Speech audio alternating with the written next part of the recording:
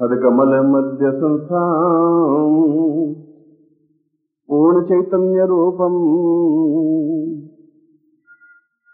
निर्व्यक्त बीज भवतां भव दिव्य रूपम चैतन्य पूर्ण सहितां कमले पूर्वम गुरुवै हृदय पूर्वां सत्तम प्रणाम। मैं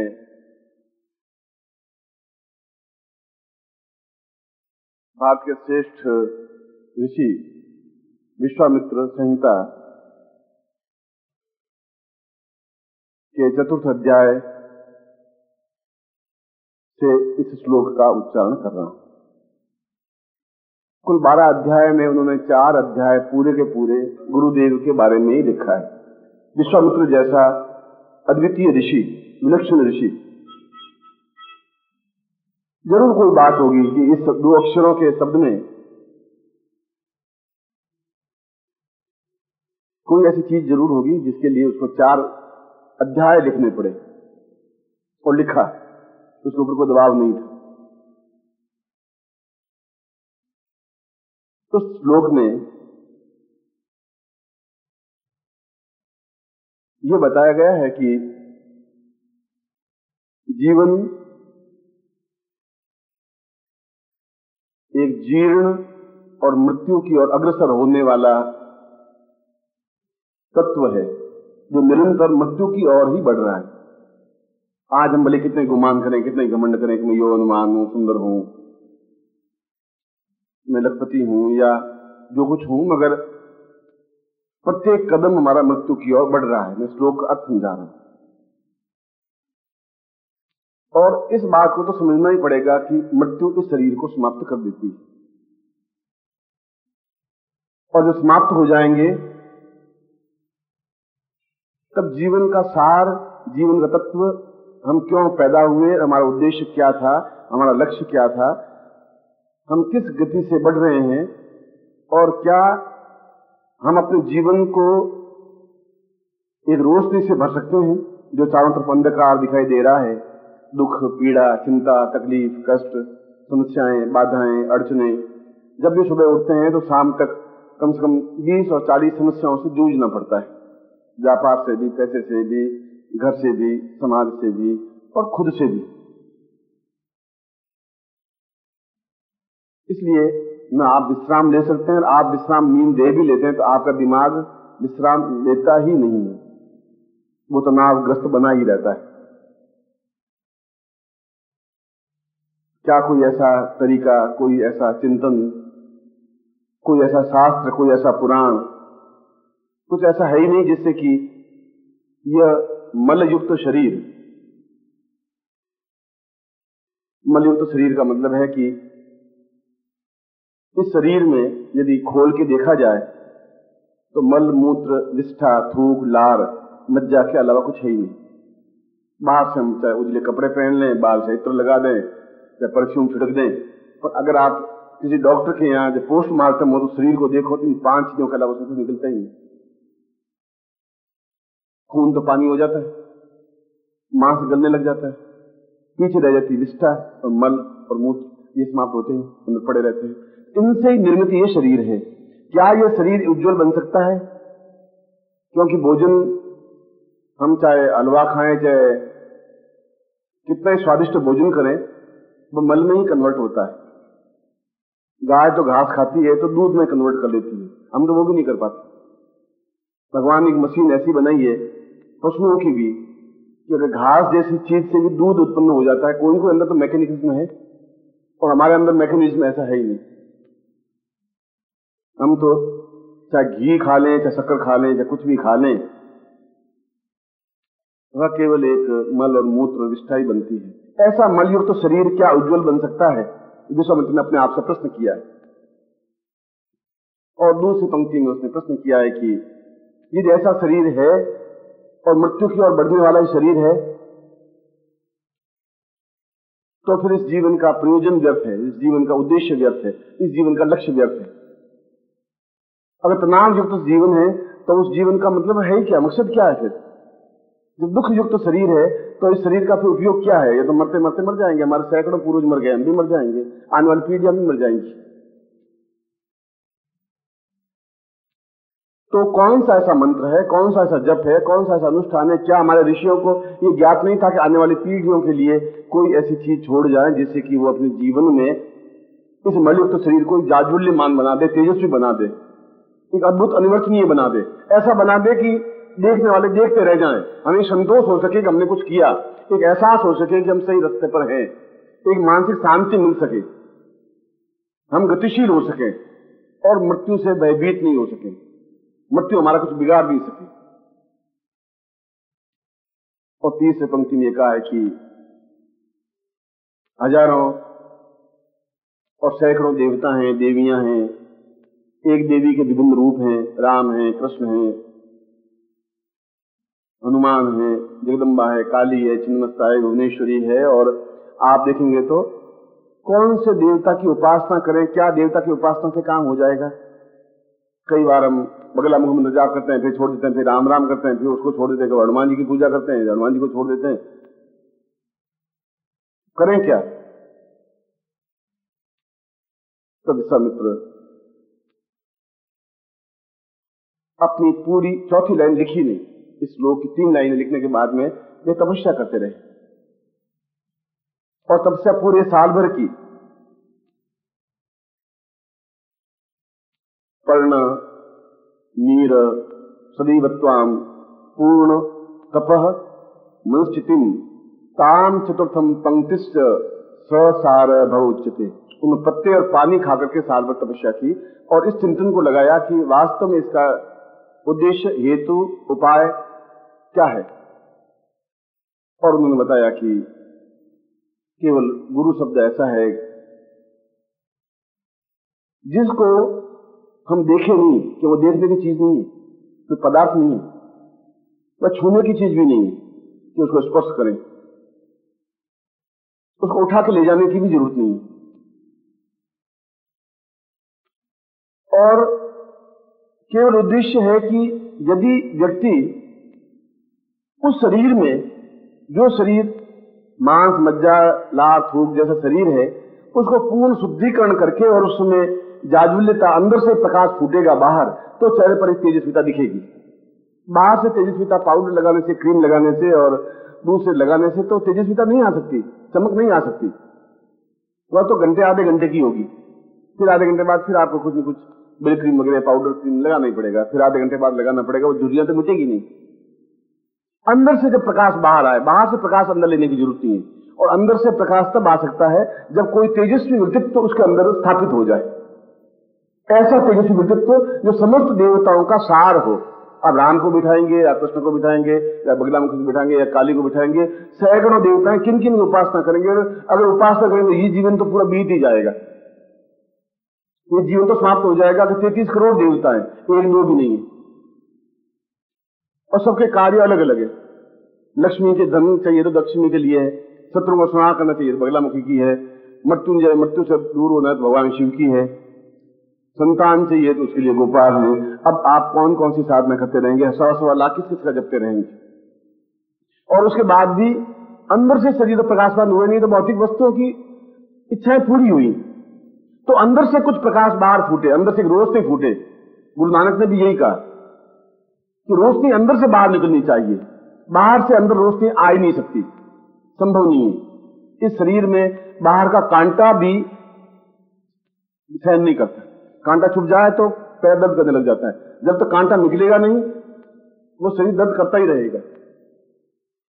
इस बाहर की रोशनी तो अंदर आ ही नहीं सकती, अंदर से कोई रोशनी बाहर निकले, और अंदर से रोशनी बाहर तब निकलेगी जब कोई तेजस्विता उसके अंदर स्थापित हो सकेगी, उस शरीर के अंदर, उसके हृदय में, क्योंकि मूल स्थान वही है। हृदय बंद आदमी बंद, समाप्त।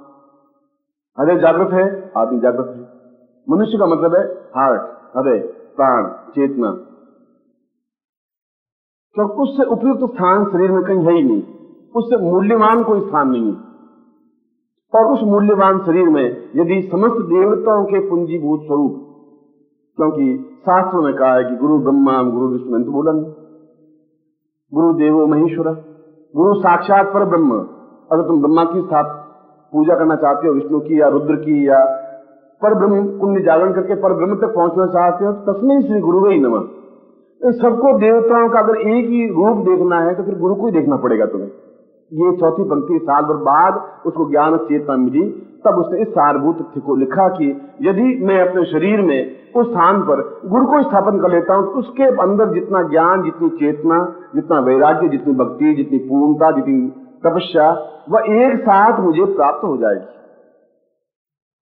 अगर मैं किसी शादी कर लेता हूं तो वह लड़की, उस लड़की का यौवन, उसका सुंदर, उसका स्वरूप, उसका सौंदर्य, वो सब एक साथ प्राप्त हो जाएगा।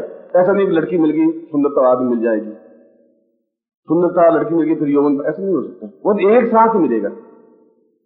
अगर गुरु हृदय में स्थापित हो गए तो फिर वो अपनी, उसके पास जितना भी ज्ञान है वह सारा ज्ञान का समूह अपने आप में स्थापित हो जाएगा। स्थापन हो जाएगा तो ज्ञानम तपस्या वै एतम सपूर्ण मद उच्यते स तेजस्विताम स चैतन्यम स मृत्युर्भय भीताम। वह तेजस्विता, वह गुरु ऐसा है जो मृत्यु की भीत को, मृत्यु के डर को मिटाने वाला है, क्योंकि वह तेजस्वी है, वह प्रकाशवान है, वह चैतन्य है, वह प्राणवान है और पूरे शरीर को जगमगाने के योग्य है। समस्त देवताओं का पुंजीभूत स्वरूप है। और इसीलिए शास्त्रों में विश्वामित्र ने जब कहा तो दो टूक स्पष्ट शब्दों में कहा कि मैं और कोई देवता की उपासना नहीं करूंगा, मुझे जरूरत है ही नहीं। आज तक तो की और मैं गलती पर था। इसका अगले श्लोक में ये बताएं। पर आज मुझे पहली बार आंख खुल गई है कि मैं फालतू पत्तों को पानी पिला रहा था, और पत्ते तो हजारों हैं, पेड़ में कितने पत्तों को पानी पिलाऊंगा, और उसके बाद पेड़ सूख जाएगा। जड़ में पानी दूं तो पेड़ हरा भरा रहेगा ही। और पहली बार ज्ञान चेतना मुझे पैदा हुई कि यदि मैं गुरु को स्वयं साकार रूप में अपने हृदय में स्थापन कर लूंगा, उनका सारा ज्ञान, उनकी चेतना, उनका प्रकाश और मार्गदर्शन और मृत्यु से परे हटने की क्रिया और शरीर का जाज्वल्यमान तेजस्विता अपने आप में प्राप्त हो ही जाएगी।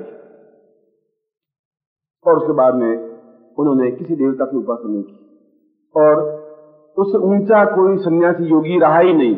वशिष्ठ और उस समय के जितने और गर्ग, अत्रि, कणाद, पुलस्त्य थे, वे सभी उनके शिष्य बनने के लिए आतुर थे। जो राम को जिसने शिक्षा दी कि तुम युद्ध करो,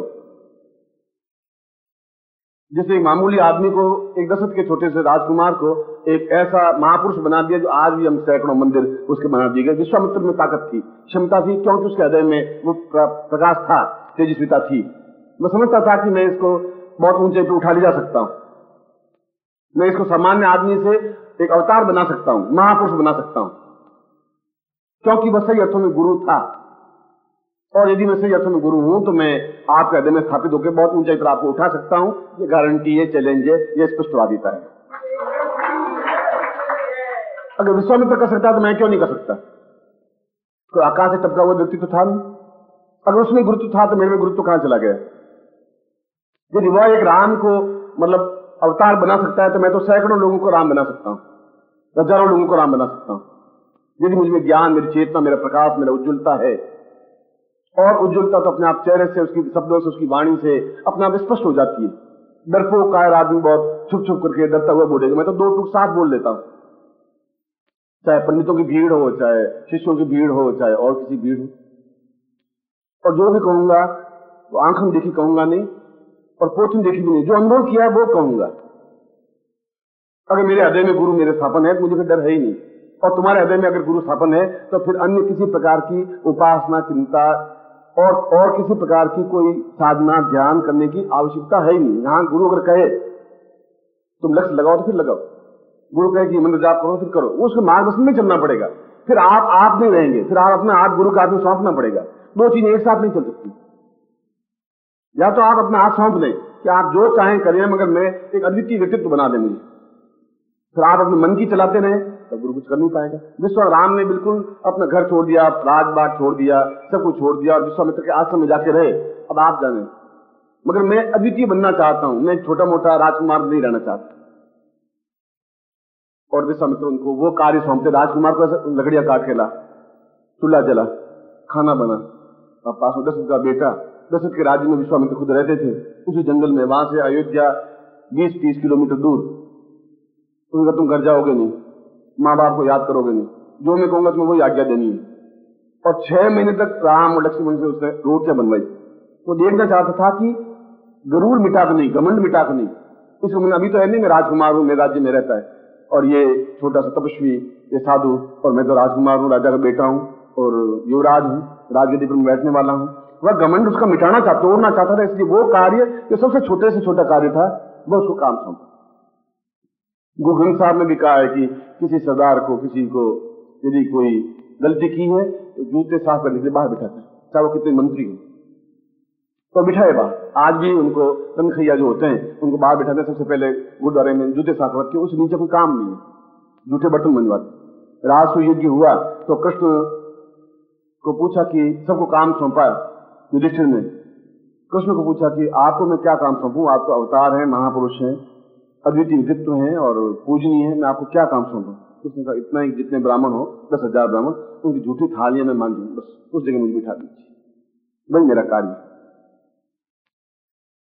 लघुता से ही जीवन पूर्णता प्राप्त हो सकती है, क्योंकि अंदर जब गुरु स्थापन होंगे तो अपने आप नम्रता, प्रेम, दया, ममता, करुणा, स्नेह, अटैचमेंट, जो मानवीय गुण है अपने आप प्राप्त हो जाएंगे। उसके साथ साथ विद्वत्ता, ज्ञान, धैर्य, क्षमता और सफलता निश्चित रूप से उनको प्राप्त होती ही है। असफल हो ही नहीं सकता, वो संभव नहीं है, क्योंकि उसको अपने आप मानसिक चेतना मिलती रहती है, क्या सही है क्या गलत है, मैं किस रास्ते पर हूं, और परिस्थितियां अपने आप हंसती रहती है। जब सूर्य उगता है तो अपने आप अंधकार छिड़ता रहता है, सूर्य बोलता नहीं भाई अंधकार तुम हटो, अब मैं आ रहा हूं, ऐसा बोलता नहीं, वो तो अंधेरे को हटना ही पड़ेगा। जब गुरु अंदर स्थापन है तो अंदर सामने जो समस्याएं बाधाएं उनको हटनी ही पड़ेगी, दोनों चीजें एक साथ चल नहीं सकती, और वो हटेंगी तो रास्ता बिल्कुल सुगम है, तेजी से साथ दौड़ सकोगे, और दौड़ सकोगे मृत्यु और माम अमृतम गमय, मृत्यु से एकदम कन्वर्ट हो जाएगा। अभी आप मृत्यु की ओर जा रहे हैं और गुरु स्थापन होंगे तो ओम परम तत्वाय नारायणाय गुरुभ्यो नमः। ओम ह्रीं मम प्राण देह रोम प्रतिरोम चैतन्य जाग्रय ह्रीं ओम नमः। ओम भूर्भुवः स्वः तत्सवितुर्वरेण्यं भर्गो देवस्य धीमहि धियो यो नः प्रचोदयात्।